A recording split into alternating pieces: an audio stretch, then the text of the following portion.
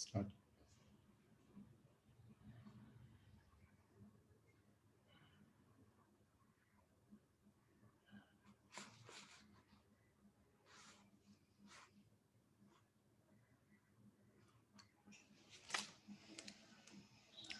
Good evening. This is Sudhir Mishra in the Sudhir Mishra Show.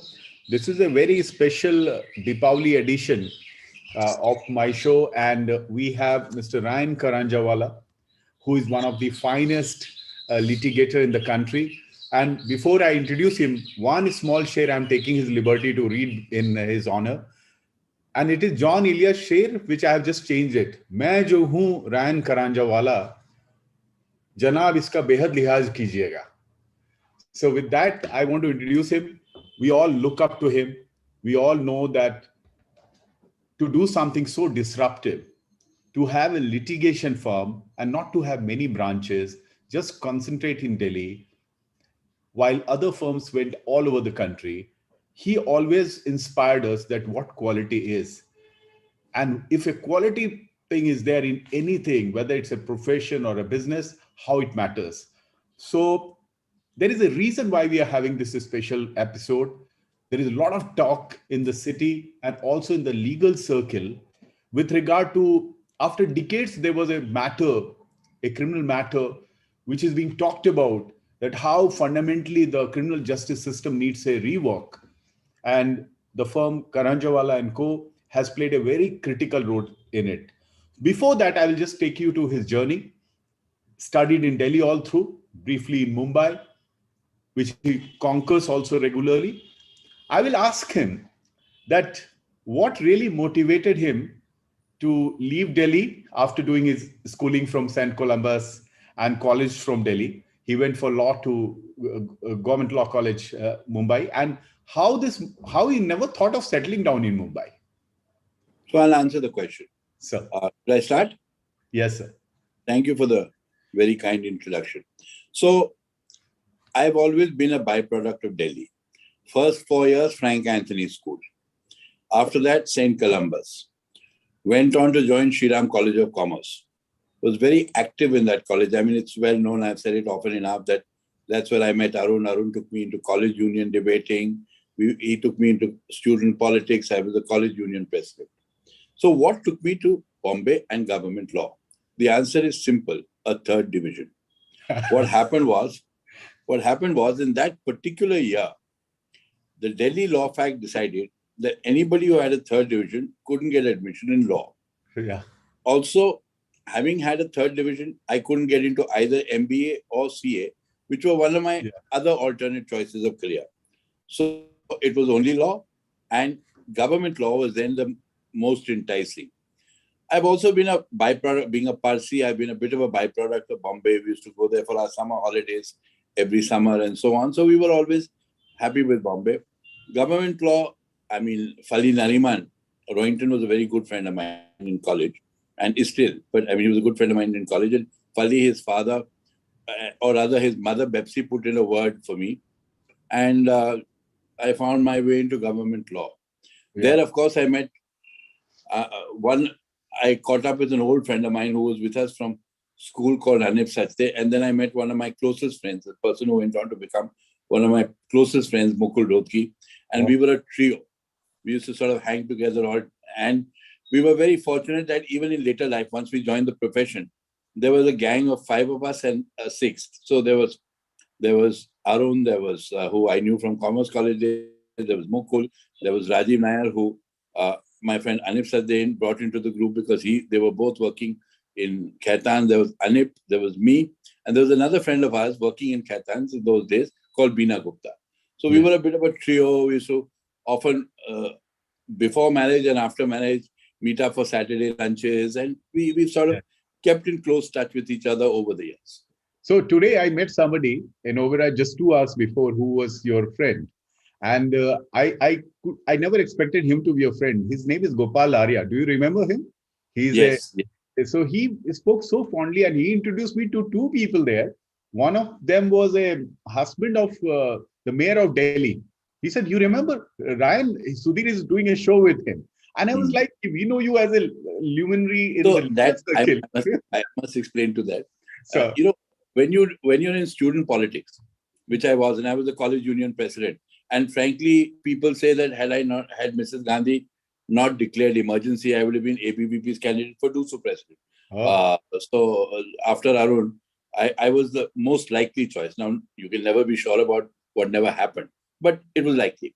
So when you do student politics, then you mix with all kinds of people. And absolutely. obviously you can't get into it unless you're fond of people. So I've been very fortunate in having a large Yeah, breed of eclectic friends who've always been very kind to me. right. That's wonderful. So, on this note, sir, I'll ask you that you Delhi, we all know we keep on meeting in courts the firm, we see the stature of the firm. But why, after being accustomed to Mumbai, being a Parsi, you never thought of expanding So beyond Delhi? That, I'll as a tell you. lawyer, I want to know that, sir. I'll tell you. So when the emergency was declared, for about 4 months, I'd gone off to Bombay prior to joining law and all, and I was working in the Bombay court. So I had seen a lot of the top Bombay counsel in those days. I mean, I saw Ram Jethmalani argue. I mean, of course, I knew him well afterwards. And Sure. Rustam Kola. I saw Chief Justice Barucha as Yeah. a young lawyer and so on. And there was a certain pull that Bombay had for me. Also, in my family, my mama and Masi never got married. So I was staying with them. I was like a kid to them. And we had a separate flat somewhere in opposite Kushru Bagh at Kalava. So I halfway through shifted there, and I used to stay there by myself and all. So I could have settled down in Bombay because one, I didn't have a problem about accommodation. Two, I already knew parts of the Bombay bar. There were a lot of people who were sort of known to me because I'd done a little bit of stint there. I'd studied in government law, so I knew people in Bombay. So there was at that time a bit of a pull and push. Should I stay on? Should I not stay on? My aunt told me, Raizani in Gujarati means stay on, yeah, stay on. This flat is available. You can do well. But then I said to myself, no, yeah, I'll come back to Delhi and my parents and my own home and so on and so forth. But let me tell you, it was the most fortuitous decision I ever made. Had I stayed on in Bombay, I don't think I would have had 1/3 of the success that I have today. Wow. Because suddenly, over the years, Bombay lost its charm and Delhi became the litigative capital. And which year was this, sir, when you So actually... 79. 79, yeah. I joined Praveen Parekh on the 8th of August, 1979. Oh, Fali was the person who put me with Praveen. I remember walking in Praveen's office on the 8th of August. yeah. And he said, Praveen had a very sort of, he had a very huge practice, very busy. Always. So he just said, you work when I work. I work 7 days a week. I said, oh. That's how we started. So that's how it was. Wonderful. Sir, one of the things is that before we'll come...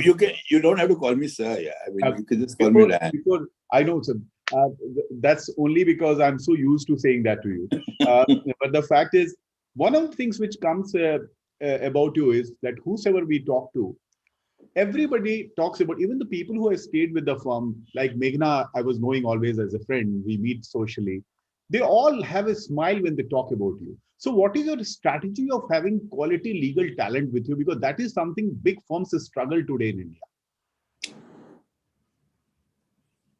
I think I've always said my friends and my staff and all are all very kind to me. But I think, you have to understand that, and somehow it maybe comes from my own personality. I'm not, and I'm the first to say it, so it's no secret, I'm not a very hardworking person. In fact, I'm more on the lazy side. If that's how people were to be put into two categories, then I certainly wouldn't fall into the very hardworking. But having said that, I'm always available to any client. My phone is always open and so on.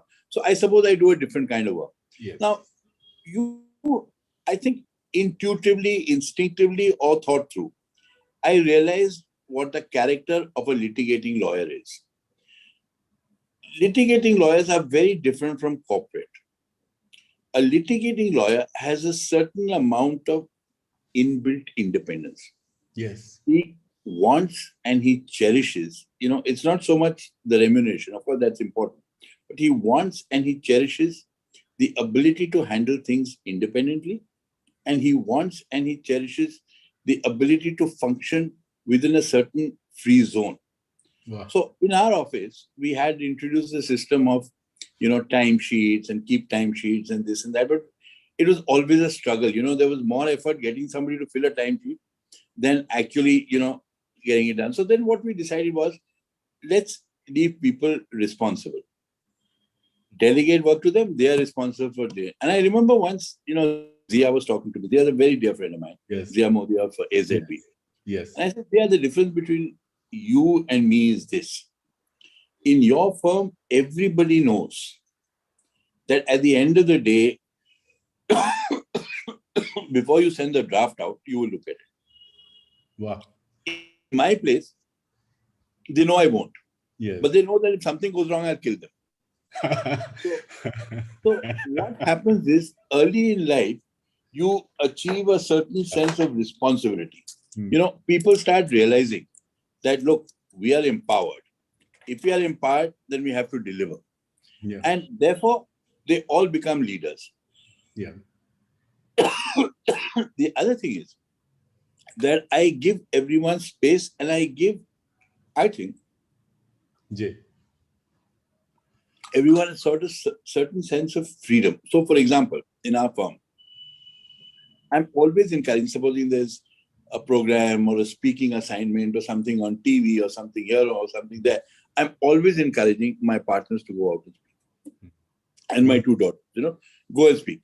Address it. I mean, of course, you describe yourself as the partner of the firm because that is your identity in the outside world. But go and speak. There has never been this endeavor that hog everything for myself. And I mean, frankly, how many places can I be at? So as a result of that, I find that over the years, the firm has grown in silos. Island of excellence have come out in the firm itself. Yeah. And people are responsible. People know. Yes. I mean, and my one belief has always been, and I've seen it in practical experience with myself, when you interview a person for a job, I often get it very wrong. People I think will be very good have often turned out to be pretty bad. And people I think won't make the cut have often turned out to be very good.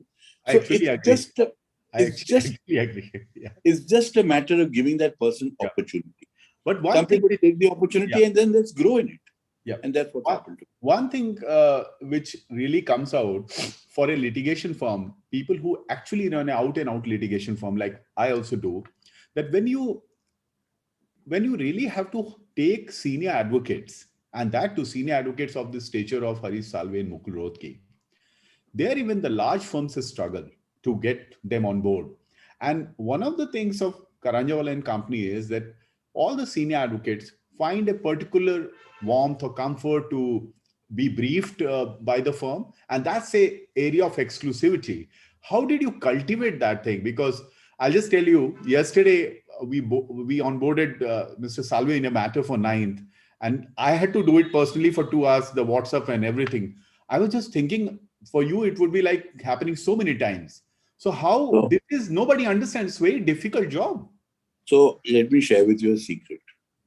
So you're saying, all right, there's a big firm, say an Amachand or an AZB or an X or a Y, and they try to get Salve and you find it easier. Why do you find it easier? That's the question you're asking. Yes. So the answer is very simple. The first thing to understand is the difference between a pure litigating firm and a full service firm. See, the other pure litigating firm of a large size is Mahesh Agarwal, right? Both of us do only litigation. I think Mahesh has started a corporate office. I told him, "Kaisa chal raha hai, boss?" He said, "Yeah, main to band kar liya." This is some years ago. I don't know if he's restarted. 2011, 2010. He's basically a litigating firm. Now, what is the problem with a full service firm? So you do capital markets. Today, I just had lunch with this fellow, Mohit Saraf. So we were chit-chatting about, sorry, I'm getting a bit of an allergy. Nice. So we were chit-chatting about, corporate firms and this and that. So what does a full service corporate firm do? It has different silos. So you've got capital markets, you've got M&A, you've got SEBI, you've got 15 different silos and you have to fill them up with talent. All that talent is very expensive talent. Because if you have to understand that when a firm takes over the IPO, It Yes. is the firm partners who are handling everything. They don't go to a counsel. Hmm. They do everything themselves. So the talent that you have to pay for them is the amount you have to pay for that talent is very high. Therefore, then when you go to have a litigating firm, a litigating branch, you also have to pay the same amount Yes. because otherwise nobody's going to come to you Correct. and say, "Why so nobody will come." So you pay your litigating people the same high fee as you pay your corporate structure. Now, in order to recover what you're paying them, what do you have to do? You have to charge a very high fee. Absolutely. What is the fallout of charging a very high fee? Less work. Because then people will come to you in one or two matters. They're not going to come to you in a thok, in One wholesale. Vodafone will happen. Not every matter can give you that kind of thing. Yeah. Yeah, but you're not going to get that Yes. spread over. Like IPO. So what happens with us? Yeah. So what happens with us? We get a hell of a lot of work because our fees are Yes. are restrained. We get a hell of a lot of work because we are flexible in our fees. Yes. We don't pay our talent that much. Yes. So we don't have to charge that much. So we get a lot of volume. So we live off both quality and quantity. Yes. Now, when you live off both quality and quantity, it's not that Mukul Rohgi comes to Raian Karanjawala because they've had 1,000 lunches together. No. Of course, that is it. But they have rapport with my partners. Why do they have rapport with my partners? Right. Because we brief them every day.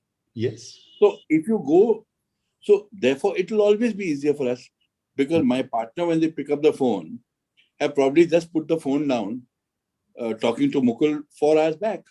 Yes. They're in constant dialogue over some matter or the other, something or the other, something or the other, something or the other. So we always have an easier time and we're bound to. See, so you have an edge. Because that is what is being very important. It's like a Pepsi and so Coke. now I've explained it to you and to the audience. Because why a pure litigating firm always has an advantage over the full service firms. So now they earn much more. I agree. They are much richer. They are bigger in size. They have many more branches. Yes. But in court, we are ahead.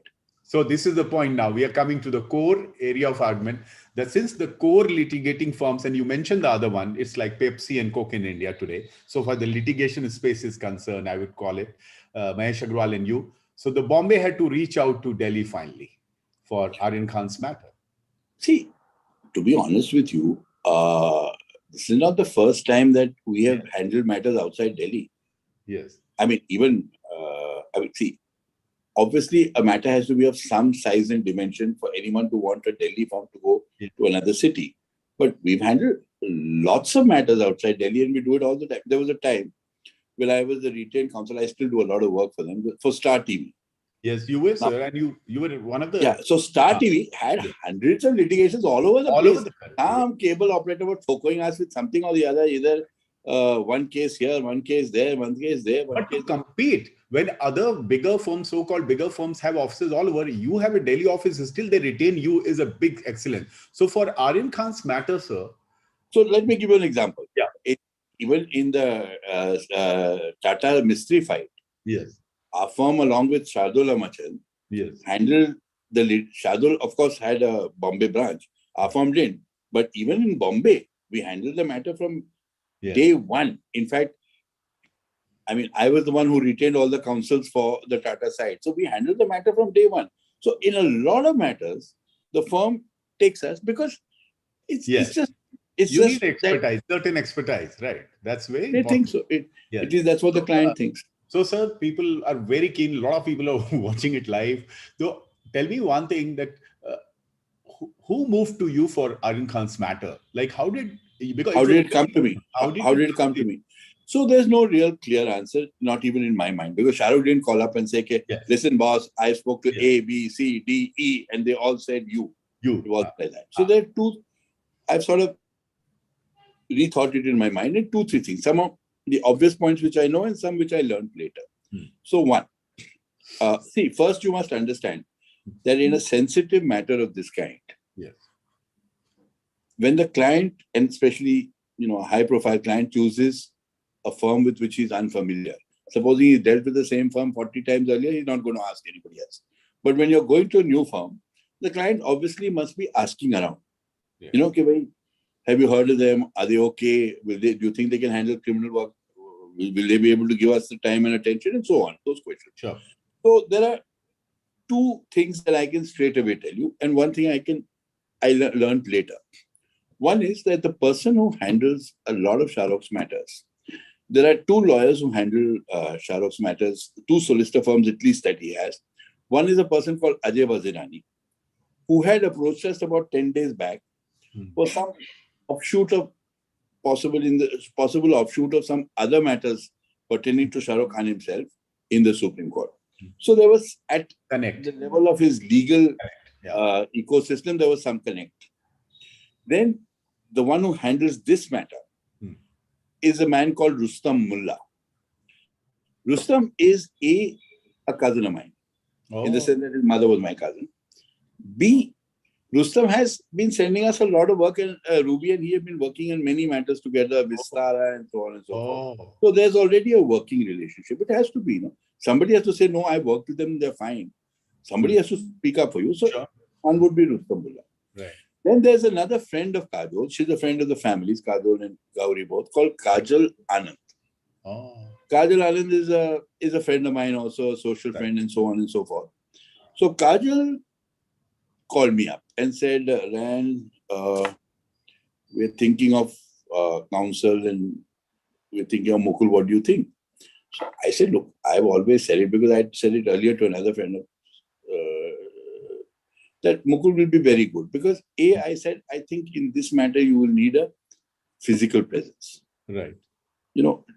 Whoever comes doing it virtually will not have that same impact, sometimes. So I said, physical presence, whoever it is, whoever you get.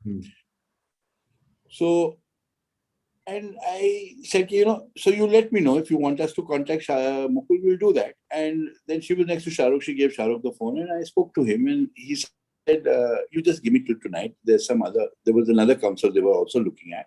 To give me till tonight and let's see. Till night, nothing happened. So we just left it. And then in the morning, somewhere in the afternoon, Ruby called to say, sir, we have to approach Mukul and we have to go down. So I said, fine. Ruby had already spoken to Mukul. I also called him up. I said, Raja, aana hai na? He said, haan, uncle, don't worry, bahut pressure aa raha hai mere par. And he came down.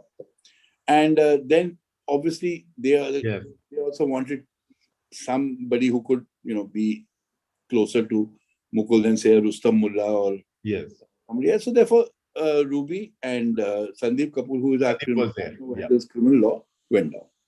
That's how it happened. Now, there is another element to it. See, both Satish, this Manish and Amit Desai are friends of mine.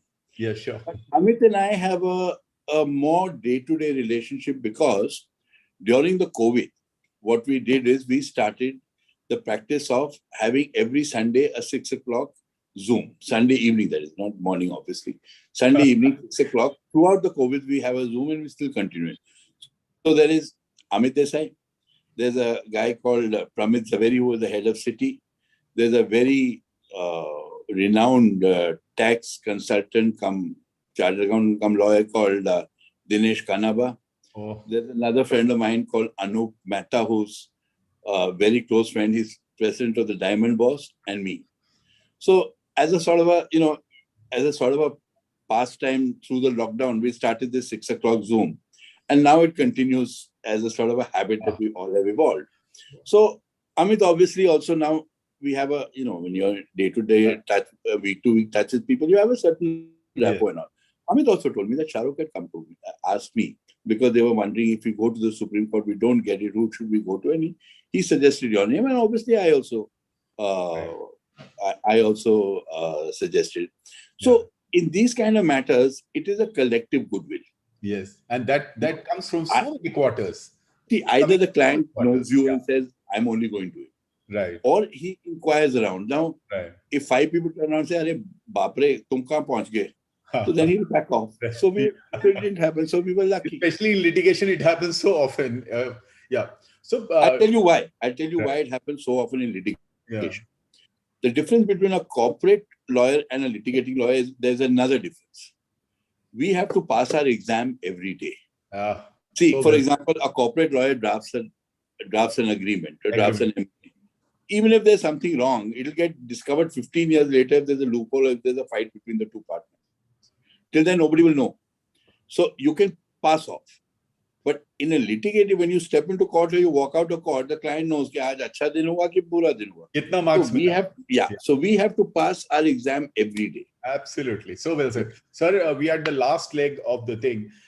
But let me tell you, sir, that this matter has become much bigger than the issue. And also, what is being talked about, that Justice Chandrachud said in the Arnab Goswami's matter, that people should not be languishing in jail, under trial should not be languishing. But this also creates this debate that how we are going to actually reform our judicial system so far as the criminal justice So, is concerned. so it's, see, basically, according to me, it's just a matter of attacking the mindset.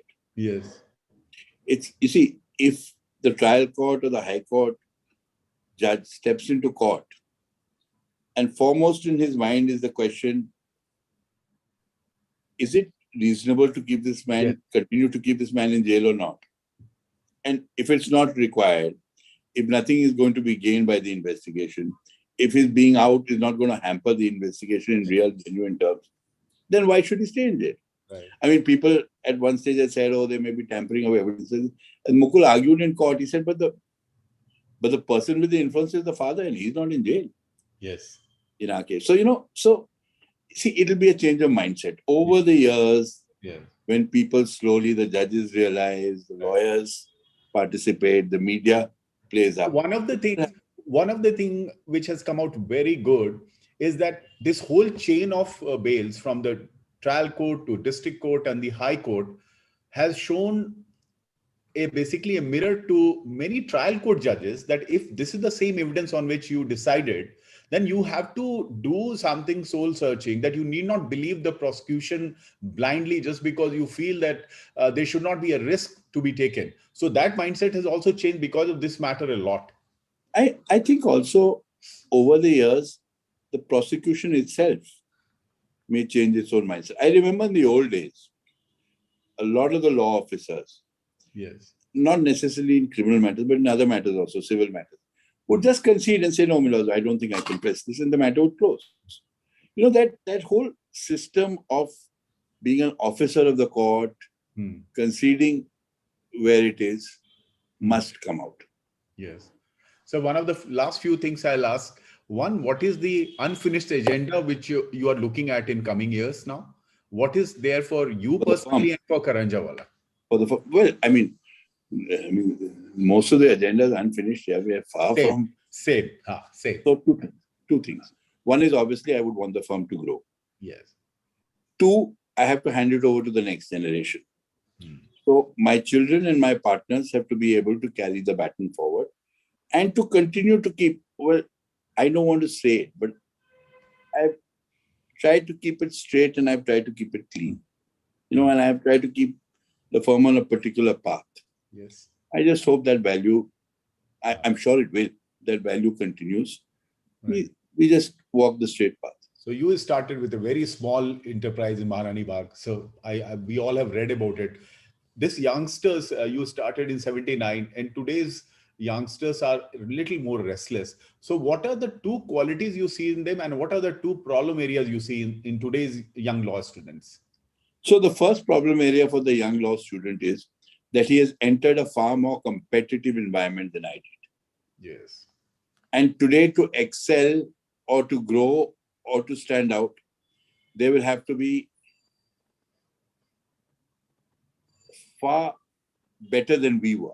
Yes. You know, we could generate. So I think in the years to come, people will have to, after the initial bout of generalization, start specializing, because that's the only way you can stand out. You have to know something better than anybody else for people to come to you.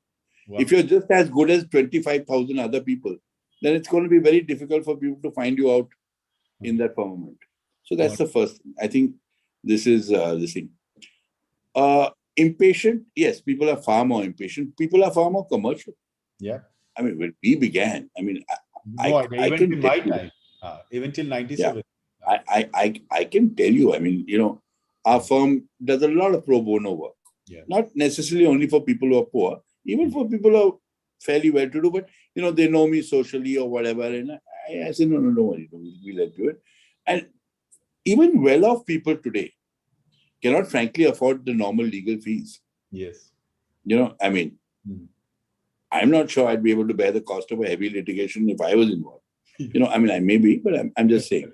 So what I'm trying to tell you is that, but today everyone is far more commercial. Commercial. Yeah. Everybody says, no, but I need this, I need this, I need this. Yeah. So that's one. Secondly, a lot of people are very conscious of what they call a work-life balance. So there must be a work-life balance. So there must be a work. I still remember walking in and Praveen Parekh looking at me and saying, you work when I work. I work 7 days a week. Okay, sir. Yes. So that's how it is. Wonderful, sir. It was a pleasure talking to you, and you can see that I finished it in 30 minutes. And I hope Time you just flew. Yeah. It was really a lawyer's chit chat. It was nothing more. Thanks a lot, sir. Thanks for this Thank opportunity. you for having me. We are grateful to you. Take care, sir. Thank Take you. care, sir. Bye-bye, sir. Bye.